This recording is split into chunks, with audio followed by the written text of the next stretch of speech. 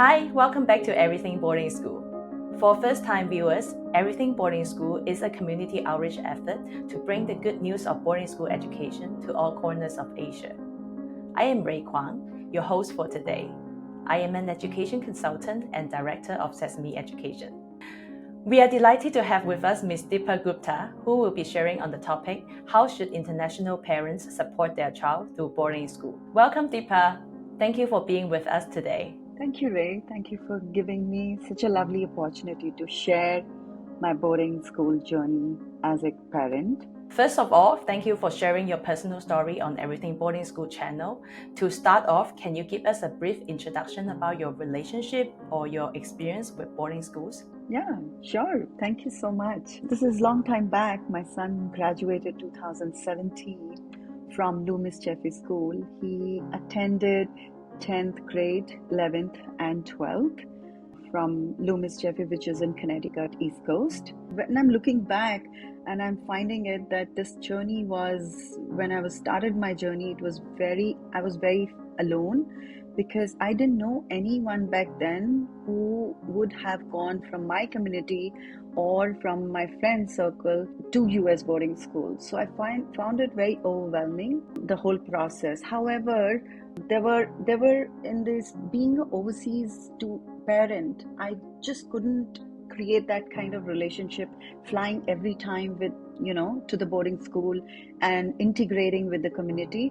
However, I really did not miss any chances to interact and hosting the school delegates, head of the school, tea, coffee, dinners, spend time with them. So it was by doing all these things, I felt connected and belonged to the school myself. Wow, okay. So did you move over to the US near Loomis with your child? Oh, no. Back then, that's a good question. I would say that back then I was in Hong Kong when my child was in boarding school. So we were putting up in Hong Kong. Currently, I'm talking to you while I'm in Singapore. Yeah. So I did not move to US to answer your question. Yes. Yep. So you mentioned your son was one of the earlier ones in your community to attend boarding school, so you didn't have a lot of data point to refer to, right? So do you think, in hindsight, right, do you think he was prepared for boarding school? What were the biggest challenges that he has to face as a first-time boarding school student? I mean, let me confess this way that as a parent also, we didn't know much what to expect, as he was one of the earliest students to go to US boarding school. And like when I'm thinking about this question, I would just say that there are few things which might make anyone feel comfortable when they're transitioning from one place to another. Which comes to my mind is food, community, and probably since it's a East Coast, so weather is, these are the common factors where child can feel at ease immediately. So going back, I would say that Loomis Jeffrey food was good, but they did not have much of variety because he was a vegetarian student. But later they kind of provided many more varieties.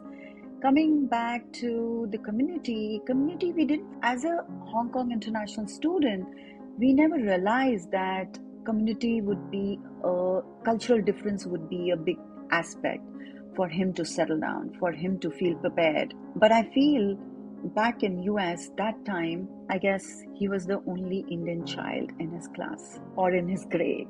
So of course he was very comfortable interacting with international students, but sense of belonging, sense of sharing common things with Indian student was missing. I would just say that school activities and the academic culture there made him feel integrated and belonged in that sense. And lastly, like weather, I mean, while he was going through with the food and the community and the cultural differences, the weather really did not play on his head. But once he started settling down, the weather also, because from fall to winters, right?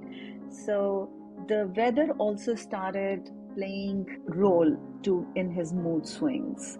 So I think these aspects, I don't know, we were not prepared and we didn't know how to prepare him. So we both were struggling, I would say that. There he was struggling, here we were struggling too. Yeah. So it was the first time that he lived in a place where it snows in the winter. Yeah. Like that kind of winter. So we coming from India, Hong Kong. So we usually have winters, but not like snowfall and things like that. So just going a little sidetrack, I hope we're not, right? So, but just to follow up some of your questions, because I think some of the points that came up were quite interesting. So you mentioned he was the only Indian student at that point. So throughout his time in Loomis, or even after he graduated, if you guys are still in touch with the school community, have you noticed more of a representation from the Indian community? Eventually, he found Indian community in the school. They were, I would say, American Indians. So it's the same thing, but I mean, during his day, we didn't find any big difference in the percentage of Indian community. So I think when the factors that you mentioned, right, would be the food, the weather, so more like environmental things that he needs to get used to.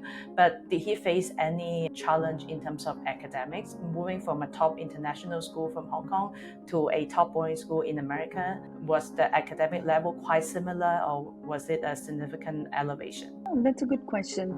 I mean, what I meant was about environmental challenges. It was that in the beginning, to settle down, these were the very primary aspects. I felt that if they would have been in place, like food, community, weather, then the transition would have been much faster and easier.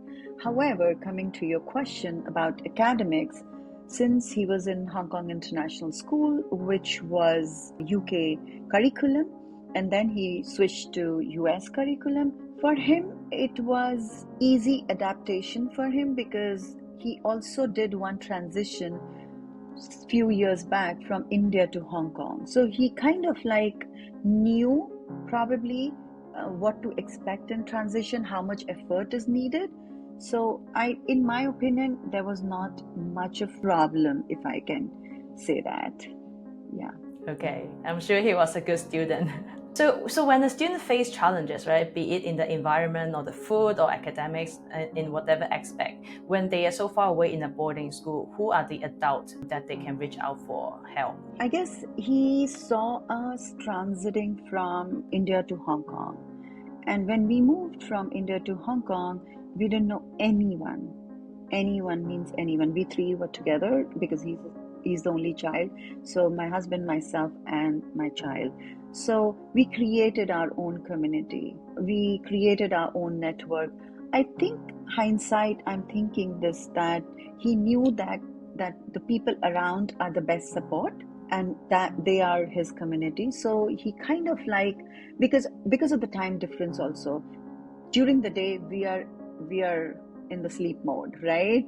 So he didn't have the option to call us and bother us. So I think that gave him the opportunity to connect with the peers, faculty, student body, or even the advisors, so to go and talk about his challenges. I think that's the whole point for a student to go to a boarding school, right? It's kind of to live that familiar environment, and when you need help, you have to reach out to people that might not have been your family members or your best friends from childhood, and that is a very challenging but rewarding experience. You learn a lot from it. And I guess while you're saying this, I feel that people being there are more resourceful because they know what kind of problem it is. While we are away, so far miles away, time zone difference, the environment is different, expectations are different. So probably sometimes we can't tune in exactly what the problem is. What are they expecting from us? So when the students approach to the advisors or the counselors or the teachers, I guess they know better, that the faculty knows better to address their challenges. Yep. So I think that compared to when he was in Hong Kong, right, where the parents will be able to see his face every day, and if there's any problem, you can go to the school and talk to the teachers on his behalf and all that, right? So I think that is a lot easier But like you said, going to boarding school is also a transition for the parents, right? The way of parenting, because you are not as able to provide as much physical help as before. So how does the relationship between you and your child evolve as he gets more familiar with the boarding school? To accept that your child is physically away, and that 2 miles away, and sometimes knowing the child is struggling, it's definitely heartbreaking. But at the same time, trusting in him while guiding, as well as trusting in him that he could navigate, he'll be able to navigate his way out with each challenges or with each achievements by himself. That, makes the heart feel warm also at the same time, right?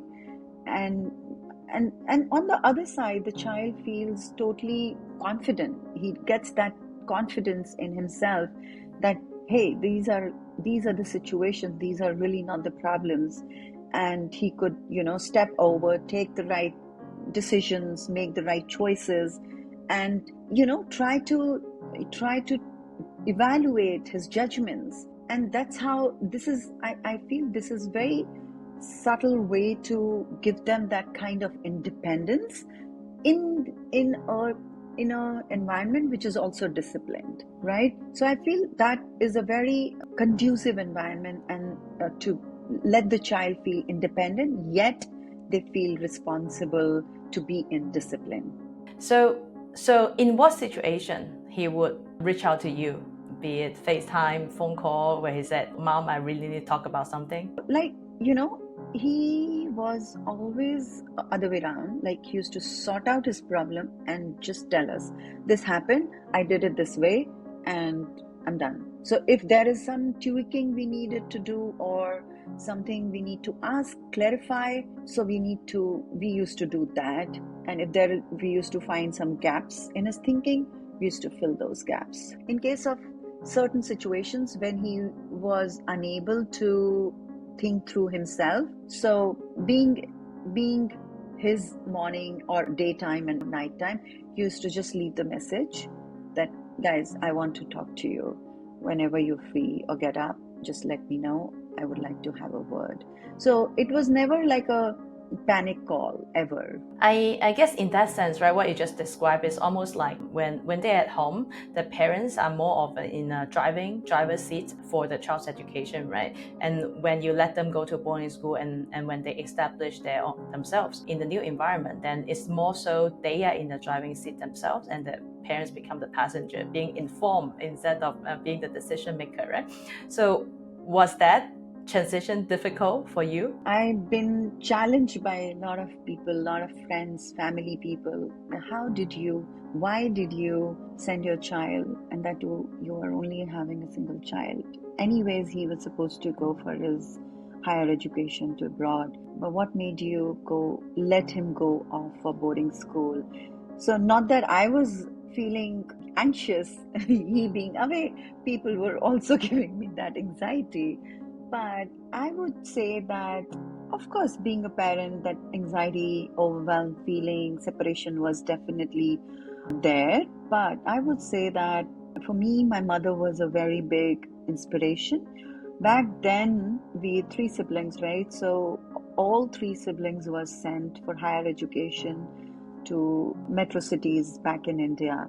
And 30 years back, I would say India did not have that kind of telephonic conversations like now we have.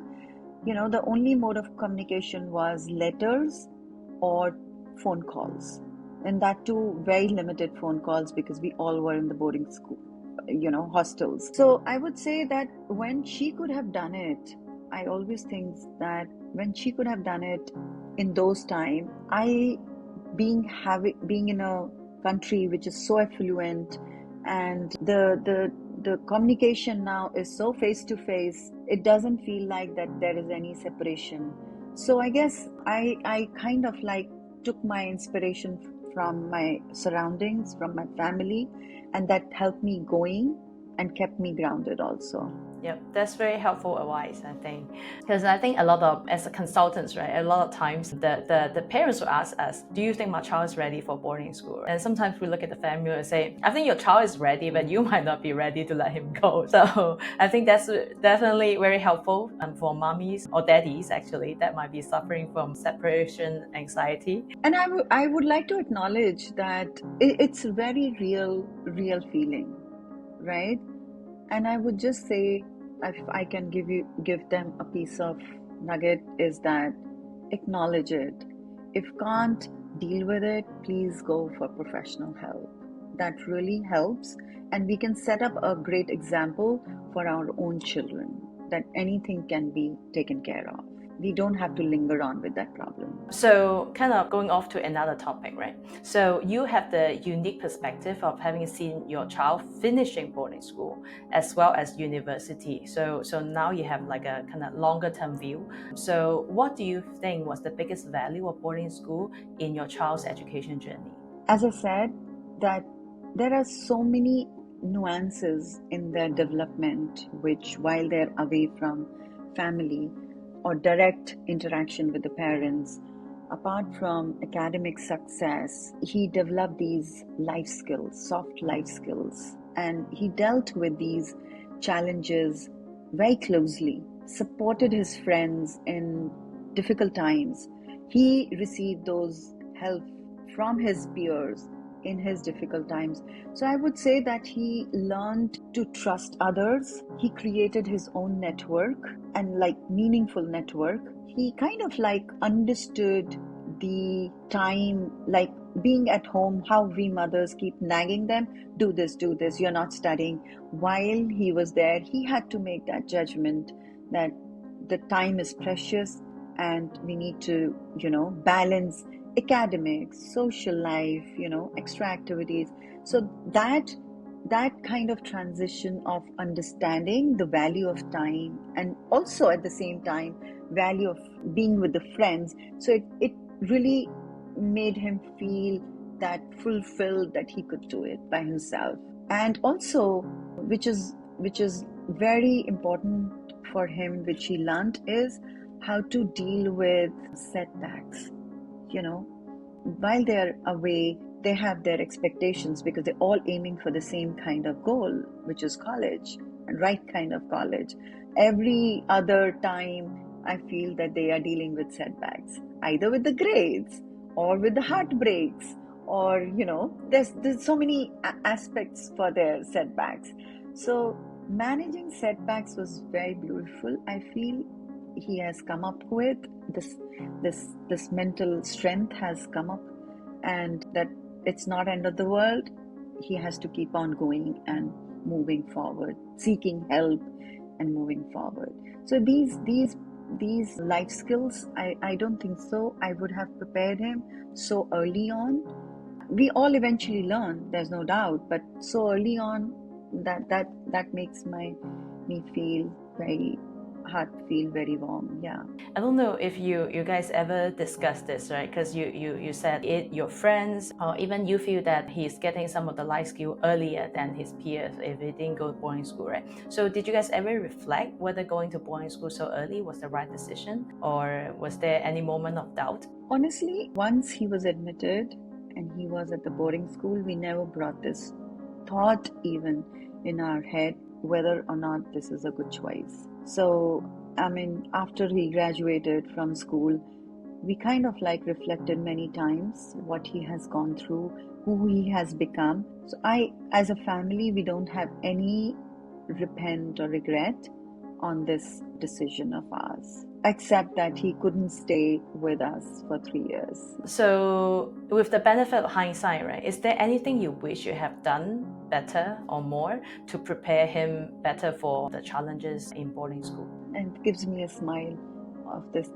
listening to this question, because being an Asian parent, and that too Indian mother, I would say that I was not even, actually while he was growing up, we never had this thought that he would go to boarding school, right?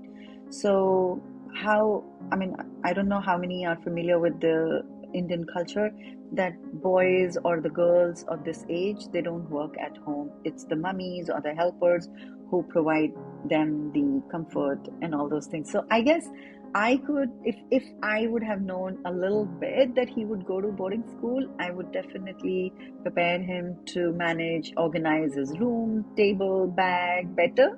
Having said that yes, I was myself and my helper was doing all these things for him, and also bit of sense of cooking, which he didn't have back then. Now he's better off.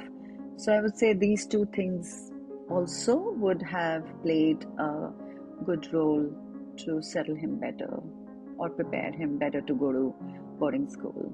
You talk about he didn't have to kind of manage his environment, he didn't have to manage his time, that kind of thing, right? So I think a very important skill that students gain in boarding school, or they have to learn to do, is to manage their own time, to balance the different priorities, right? So for you to be able to get into a good university, you have to be good in academic, but also good in sports, other activities, right? So how was it for him to learn to manage his priorities and time? Was it a challenge? Someone help him? I mean, I would say that while he was in Hong Kong until 9th grade, he definitely managed his time.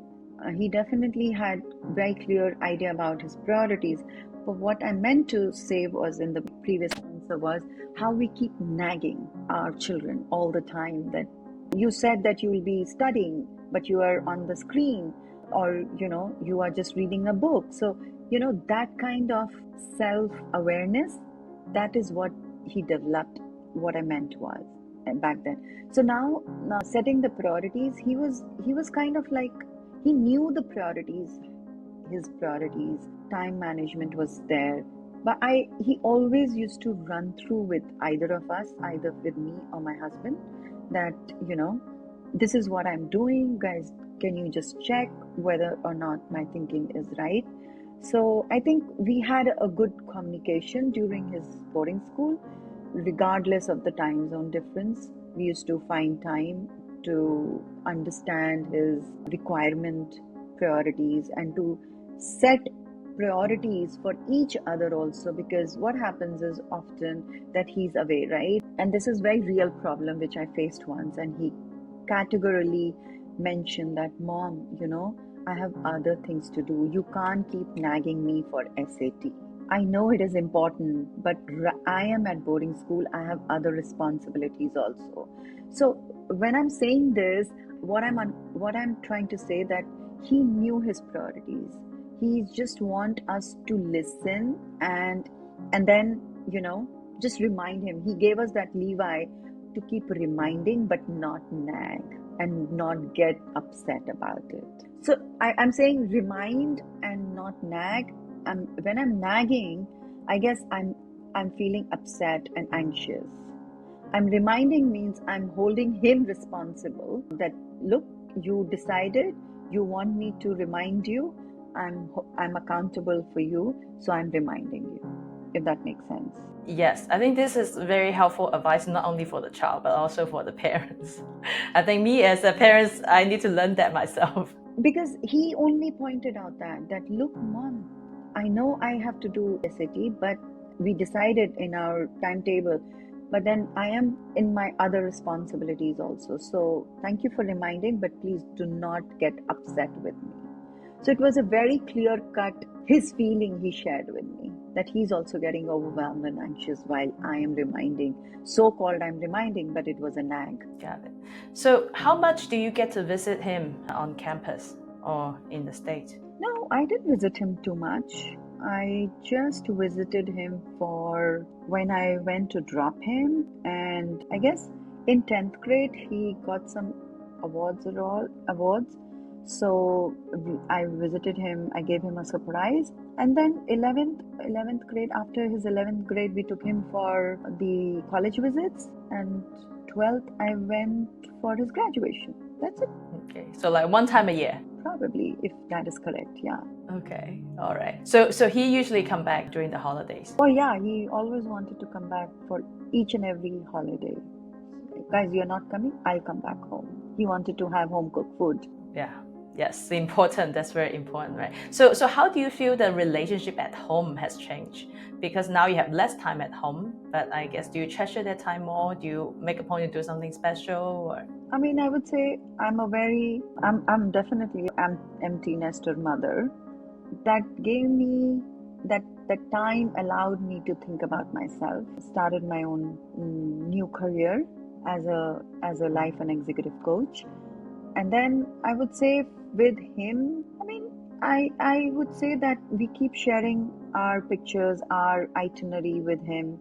He keeps sharing his, not as much the way we do, but we try to involve him in each and every conversation. I keep dropping him all what's happening back in Singapore and India. So I guess I'm trying to bridge the gap by explaining him what's happening in my world and thinking that he would also share his world to me. But sometimes it happens, sometimes it doesn't. yep. During boarding school, whenever he used to be home, I don't know whether it was very intuitive or thoughtful, I can't say, but I would say that we used to focus on his requirements, what he would like to do. So, for example, like my husband would always like to take him to good restaurants. Let's go out, eat good food. But on contrast, he always wanted to eat home cooked food. And then later we realized that eating out for him is every day, but eating at home is a delight to him. It's a delicacy to him. So then we realized that whatever he needs, maybe he's not very explicit, but whatever he needs and asking to do, let's not argue, or let's not overrule his desire. Let's fulfill in so that he feels comfortable at home. Yep. I think that's very helpful advice for a lot of parents as well. As the child grow up, right, we are also constantly learning how we upgrade ourselves and our understanding. I'm still learning though. Each phase is so different, so we keep upgrading ourselves. So to sum up, what would be the most important piece of advice you think prospective boarding school students or parents should hear from you? I would say to students first, parents will always be parents. They'll think about you the best for you. I mean, parents will always think the best for you, right? And for students, I'm saying that learn to ask for help. These days, I'm seeing youngsters. They maybe because of the COVID or high screen time, I'm observing that children are not seeking support. They are not reaching out to seniors or teachers for support. So ask for help. It's okay to ask for help. And second, which is I feel is also very important, setbacks, because it's a very competitive world. Children with the smallest deviation in their thought process or the goal, they feel this is the end of the world. So I would say that with the consistency and perseverance, everything can be achieved. It's not end of the world. And thirdly, enjoy life. That's so important. Don't be serious all the time. And for parents, I would just say, listen to them the best. Listen to them. Less advice and listen to them. Because while they are talking, they are giving their mind. Some children talk a lot. We can hear them, but some children speak less. So I know it's very hard when they speak less, but then that's how they are made. That's how they are made. So infer in from that and ask questions, relevant questions, open-ended questions, so that they feel thoughtful. They don't feel that they're being pushed to do certain things and does not feel empowered and independent. I have asked all my questions. Do you feel like there's anything you would like to add, or anything we have missed, or anything you have prepared that we should share? I would just say that boarding school journey is definitely challenging, but at the same time, once it's done and we stand receiving the degree and the diploma, it's very fulfilling and it's very rewarding. And we feel that we've done the right job. So All the parents, if you're thinking about boarding school, take a wise decision. Step ahead, but don't look back then. Thank you. Thank you very much. Thank you so much, Deepa, for joining us on Everything Boarding School today. For those who are watching, do follow Deepa on her social media platforms. Thank you. And thank you, Deepa. We wish you and your family all the best. Thank you so much for giving me this lovely opportunity. Thank you. If you have enjoyed what we shared today and would like to learn more from us, please remember to like and subscribe to stay updated on Everything Boarding School. And if you have any burning questions about boarding school, leave it down below in the comments. We'll be happy to provide the answers you need. Thank you for watching, and until next time, happy boarding school hunting. Bye bye.